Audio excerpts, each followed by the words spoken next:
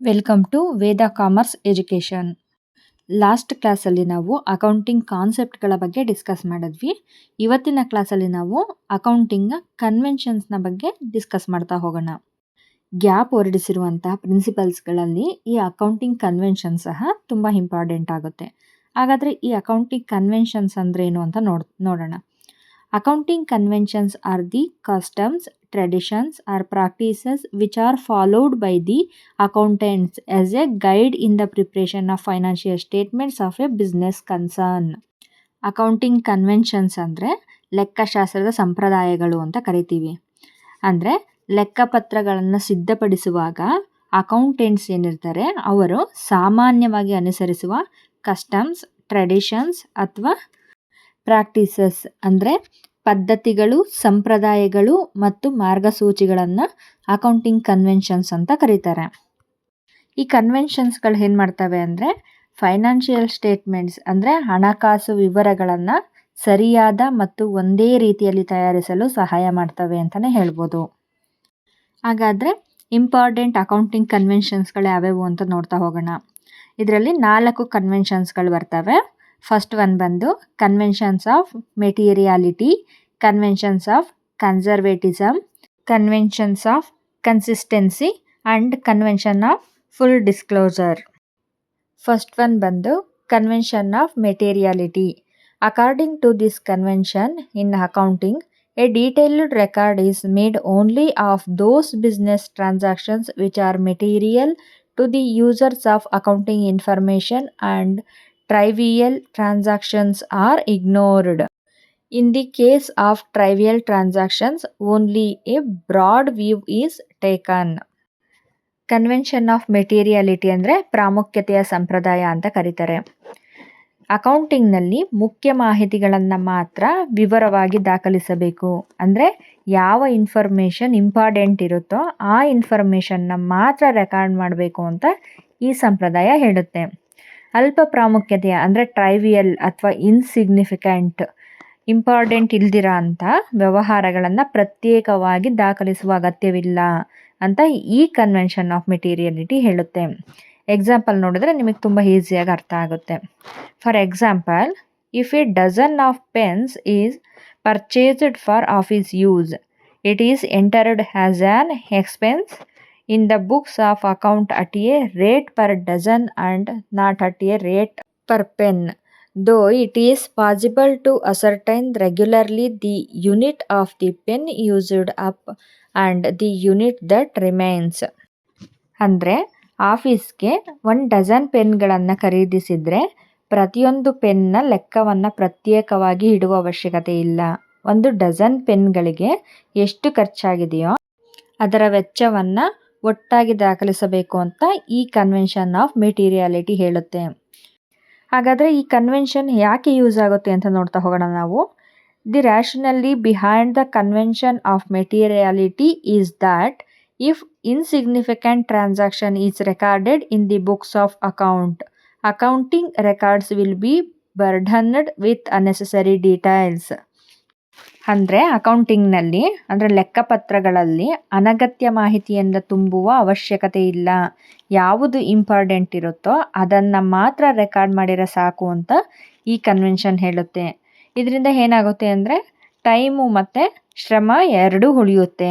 ಮತ್ತು ಇದರಿಂದ ಮುಖ್ಯ ಮಾಹಿತಿಯ ಮೇಲೆ ಹೆಚ್ಚು ಗಮನ ಕೊಡಬಹುದು. ಅಂದರೆ ಯಾವುದು ಇಂಪಾರ್ಟೆಂಟ್ ಇರುತ್ತೋ ಅಷ್ಟಕ್ಕೆ ಮಾತ್ರ ಗಮನ ಹರಿಸಬಹುದು ಅಂತ ಈ ಕನ್ವೆನ್ಷನ್ ಹೇಳುತ್ತೆ. ಇನ್ನು ಸೆಕೆಂಡ್ ಒನ್ ಬಂದು ಕನ್ವೆನ್ಷನ್ ಆಫ್ ಕನ್ಸರ್ವೇಟಿಸಮ್ ಅಂದರೆ ಎಚ್ಚರಿಕೆಯ ಸಂಪ್ರದಾಯ ಅಂತ ಕರಿತೀವಿ. The convention of conservatism means that the convention of caution or the policy of playing safe. That is in the accounting records and the financial statements of a business, all the prospective losses should be taken note of and provided for, but prospective profit should be ignored. Conservatism in financial statements demands that we should avoid uncertainties and make sufficient provisions for unforeseen losses. Conventions of conservatism ಅಂದರೆ ಇದನ್ನು convention of Prudence are playing safe policy ಅಂತ ಸಹ ಕರೆಯುತ್ತಾರೆ. ಈ ಸಂಪ್ರದಾಯದ ಪ್ರಕಾರ ಸಂಭವಿಸಬಹುದಾದ ನಷ್ಟಗಳನ್ನು ಮುಂಚಿತವಾಗಿ ಪರಿಗಣಿಸಬೇಕು. ಖಚಿತವಾಗದ ಲಾಭವನ್ನು ಮುಂಚಿತವಾಗಿ ದಾಖಲಿಸಬಾರದು ಅಂತ ಹೇಳುತ್ತೆ. ಅಂದರೆ ಮುಂದೆ ಸಂಭವಿಸಬಹುದಾದ ನಷ್ಟಗಳನ್ನು ಪರಿಗಣಿಸಿ ಇನ್ನೂ ಕನ್ಫರ್ಮ್ ಆಗಿಲ್ಲ, ಇನ್ನೂ ಖಚಿತವಾಗದ ಲಾಭವನ್ನು ಮುಂಚಿತವಾಗಿ ದಾಖಲಿಸದ ಸಂಪ್ರದಾಯ. ಎಕ್ಸಾಂಪಲ್ ನೋಡೋದಾದರೆ, we value stock at the cost price or market price whichever is lower. We go on depreciating land and building though there may be appreciation in its value. It is on account of this convention that provision for doubtful debts, provision for discount and debtor, etc. are made. The convention is also known as Convention of Prudence. ಅಂದರೆ ಸ್ಟಾಕ್ನ ಮೌಲ್ಯವನ್ನು cost price ಅಥವಾ market price ಇವೆರಡರಲ್ಲಿ ಯಾವುದು ಕಡಿಮೆ ಇದೆಯೋ ಅದನ್ನು ಪರಿಗಣಿಸಬೇಕು. Land and building ಅಂದರೆ ಭೂಮಿ ಮತ್ತು ಕಟ್ಟಡಗಳಿಗೆ ಡಿಪ್ರಿಸಿಯೇಷನ್ನ ವಿಧಿಸಲಾಗುತ್ತೆ. ಪ್ರಾವಿಷನ್ ಫಾರ್ ಡೌಟ್ಫುಲ್ ಡೇಟ್ಸ್ ಅಂದರೆ ಸಂಶಯಾಸ್ಪದ ಸಾಲಗಳ ಮೀಸಲುಗಳಿಗೆ ಇದನ್ನು ಮಾಡಲಾಗುತ್ತೆ ಅಂತಲೇ ಹೇಳ್ಬೋದು. ಟೋಟಲಿ ಹೇಳಬೇಕಂದ್ರೆ anticipate no profit but provide for all possible losses. ಖಚಿತವಾಗದ ಲಾಭವನ್ನು ಮುಂಚಿತವಾಗಿ ಪರಿಗಣಿಸಬಾರದು, ಆದರೆ ಸಂಭವಿಸಬಹುದಾದ ಎಲ್ಲ ನಷ್ಟಗಳಿಗೆ ಮುಂಚಿತವಾಗಿ ವ್ಯವಸ್ಥೆ ಮಾಡಬೇಕು ಅಂತ ಈ ಕನ್ವೆನ್ಷನ್ ಆಫ್ ಕನ್ಸರ್ವೇಟಿಸಮ್ ಸಂಪ್ರದಾಯ ಹೇಳುತ್ತೆ. ಇನ್ನು ನೆಕ್ಸ್ಟ್ ಒನ್ ಬಂದು ಕನ್ವೆನ್ಷನ್ ಆಫ್ ಕನ್ಸಿಸ್ಟೆನ್ಸಿ ಅಂದರೆ ಸ್ಥಿರತೆಯ ಸಂಪ್ರದಾಯ ಅಂತ ನಾವು ಕರಿತೀವಿ. The convention of consistency means that the accounting practices and method should remain unchanged from one accounting year to another. ಅಂದರೆ ಈ ಕನ್ವೆನ್ಷನ್ಸ್ನ ಪ್ರಕಾರ ಒಮ್ಮೆ ಯಾವುದಾದರೂ ಲೆಕ್ಕ ಪದ್ಧತಿಯನ್ನು ಆಯ್ಕೆ ಮಾಡಿಕೊಂಡ್ರೆ ಅದನ್ನು ಪ್ರತಿ ವರ್ಷವೂ ಒಂದೇ ರೀತಿಯಲ್ಲಿ ಅನುಸರಿಸಬೇಕು ಅಂತ ಹೇಳುತ್ತೆ.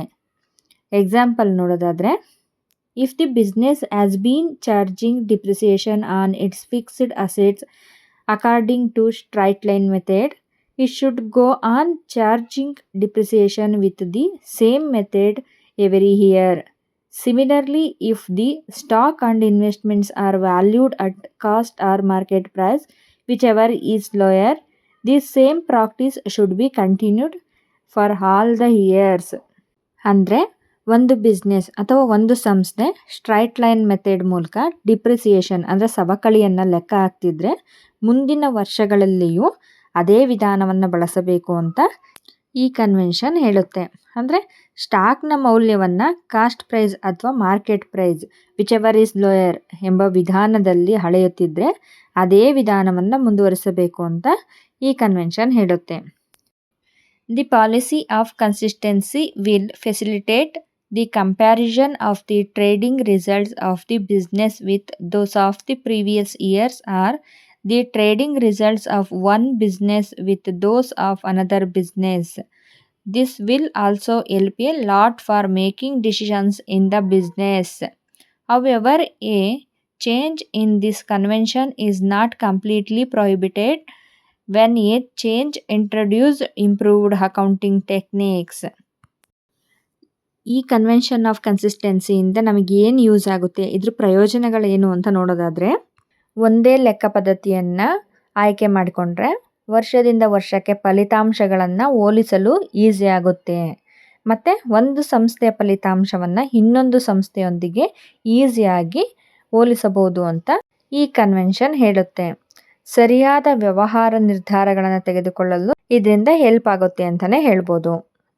ಇನ್ ಕೇಸ್ ಅಗತ್ಯವಿದ್ದರೆ ಉತ್ತಮ ಲೆಕ್ಕ ಪದ್ಧತಿ ಏನಾದರೂ ಬಂದಾಗ ಈ ವಿಧಾನವನ್ನು ಬದಲಾಯಿಸಬಹುದು, ಆದರೆ ಅದರ ಕಾರಣವನ್ನು ಸ್ಪಷ್ಟವಾಗಿ ತಿಳಿಸಬೇಕು ಅಂತ ಈ ಕನ್ವೆನ್ಷನ್ ಹೇಳುತ್ತೆ.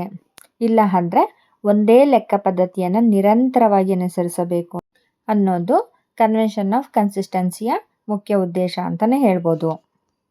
ಇನ್ನು ಲಾಸ್ಟ್ ಒನ್ ಬಂದು convention of full disclosure. The convention of full disclosure means that all material and relevant fact concerning financial performance of an enterprise must be fully and completely disclosed in the financial statements and their accompanying footnotes. ಅಂದರೆ ಹಣಕಾಸಿನ ವರದಿಯಲ್ಲಿ financial ಸ್ಟೇಟ್ಮೆಂಟ್ಸ್ನಲ್ಲಿ ಮುಖ್ಯ ಮತ್ತು ಸಂಬಂಧಿಸಿದ ಎಲ್ಲ ಮಾಹಿತಿಯನ್ನು ಸಂಪೂರ್ಣವಾಗಿ ಬಹಿರಂಗಪಡಿಸಬೇಕು. ಎಕ್ಸಾಂಪಲ್ ನೋಡೋದಾದರೆ, in the case of sundry debtors, not only the total amount of sundry debtors should be disclosed, but also the amount of good and secured debtors, the amount of good but unsecured debtors, and the amount of doubtful debts, etc. should be disclosed. ಈ example ಪ್ರಕಾರ ನೋಡೋದಾದರೆ, sundry ಡೆಟಾರ್ಸ್ ಅಂದರೆ ವಿವಿಧ ಸಾಲಗಾರರು ಅಂತ ಬರ್ತಾರೆ. Sundry ಡೆಟಾರ್ಸ್ ಅಂದರೆ ವಿವಿಧ ಸಾಲಗಾರರು ಅಂತ ಹೇಳ್ತೀವಿ. ಗುಡ್ ಆ್ಯಂಡ್ ಸೆಕ್ಯೂರ್ಡ್ ಡೆಟಾರ್ಸ್ ಅಂದರೆ ಉತ್ತಮ ಮತ್ತು ಭದ್ರ ಸಾಲಗಾರರ ಮೊತ್ತ. ಗುಡ್ ಬಟ್ ಅನ್ಸೆಕ್ಯೂರ್ಡ್ ಡೆಟಾರ್ಸ್ ಅಂದರೆ ಭದ್ರತೆ ಇಲ್ಲದ ಸಾಲಗಾರರ ಮೊತ್ತ. ಅಮೌಂಟ್ ಆಫ್ ಡೌಟ್ಫುಲ್ ಡೆಟ್ಸ್ ಸಂಶಯಾಸ್ಪದ ಸಾಲಗಳ ಮೊತ್ತ. ಇವೆಲ್ಲವರ ಒಟ್ಟು ಮೊತ್ತವನ್ನು ಪ್ರತ್ಯೇಕವಾಗಿ ತೋರಿಸಬೇಕು ಅಂತ ಈ ಕನ್ವೆನ್ಷನ್ ಹೇಳುತ್ತೆ. ಇನ್ನು ಫಿಕ್ಸ್ಡ್ ಅಸೆಟ್ಸ್ ಅಂದರೆ ಸ್ಥಿರ ಆಸ್ತಿಗಳ ಬಗ್ಗೆ ನಾವು ನೋಡ್ತಾ ಹೋಗೋಣ. ಆಸ್ತಿಯ ಮೂಲ ಬೆಲೆ, ಆಸ್ತಿಗಳ ಮೇಲೆ ವಿಧಿಸಲಾದ ಡಿಪ್ರಿಸಿಯೇಷನ್ ಅಂದರೆ ಸವಕಳಿಯನ್ನು ಕಳೆದು ಉಳಿದ ಮೌಲ್ಯ ಏನಿರುತ್ತೋ ಇವುಗಳ ಸಂಪೂರ್ಣ ಮಾಹಿತಿಯನ್ನು ಬಹಿರಂಗಪಡಿಸಬೇಕು ಅಂತ ಈ ಕನ್ವೆನ್ಷನ್ ಹೇಳುತ್ತೆ. ಹಾಗಾದರೆ ಈ ಕನ್ವೆನ್ಷನ್ನ ಉದ್ದೇಶ ಏನು ಅನ್ನೋದು ನೋಡೋಣ. In the case of fixed assets, their cost, prices, the depreciation, return of etcetera should be disclosed. The convention of full disclosure has been given recognition by the Companies Act to ensure that all material facts are disclosed to the shareholders or external users. ಅಂದರೆ ಷೇರುದಾರರು ಮತ್ತು investors, ಹೂಡಿಕೆದಾರರು ಯಾರಿರ್ತಾರೋ ಅವರಿಗೆ ಸರಿಯಾದ ಮಾಹಿತಿಯನ್ನು ನೀಡುವುದು ಮತ್ತು ಹಣಕಾಸಿನ ವರದಿಯಲ್ಲಿ ಟ್ರಾನ್ಸ್ಪರೆನ್ಸಿ ಅಂದರೆ ಸಂಪೂರ್ಣವಾದ ಮಾಹಿತಿಯನ್ನು ಕಾಯ್ದುಕೊಳ್ಳುವುದು ಮತ್ತು ಸರಿಯಾದ ನಿರ್ಧಾರಗಳನ್ನು ತೆಗೆದುಕೊಳ್ಳಲು ಇನ್ವೆಸ್ಟರ್ಸ್ಗೆ ಮತ್ತು ಎಕ್ಸ್ಟರ್ನಲ್ ಯೂಸರ್ಸ್ಗೆ ಸಹಾಯ ಮಾಡುವುದು ಇದರ ಮುಖ್ಯ ಉದ್ದೇಶ ಅಂತಲೇ ಹೇಳ್ಬೋದು. ಟೋಟಲಿ ಹೇಳಬೇಕಂದ್ರೆ ಎಲ್ಲ ಪ್ರಮುಖ ಮಾಹಿತಿಯನ್ನು ಸಂಪೂರ್ಣವಾಗಿ ಬಹಿರಂಗಪಡಿಸಬೇಕೆಂಬುದು ಈ ಕನ್ವೆನ್ಷನ್ಸ್ನ ಮುಖ್ಯ ಉದ್ದೇಶ ಅಂತಲೇ ಹೇಳ್ಬೋದು. ಇದಿಷ್ಟು ಸಹ ಅಕೌಂಟಿಂಗ್ ಕನ್ವೆನ್ಷನ್ಸ್ನ ಡೀಟೇಲ್ ಆಗಿರುತ್ತೆ. ಈ ವಿಡಿಯೋ ಏನಾದರೂ ಇಷ್ಟ ಆದರೆ ಪ್ಲೀಸ್ ಲೈಕ್ ಆ್ಯಂಡ್ ಸಬ್ಸ್ಕ್ರೈಬ್ ಮಾಡಿ.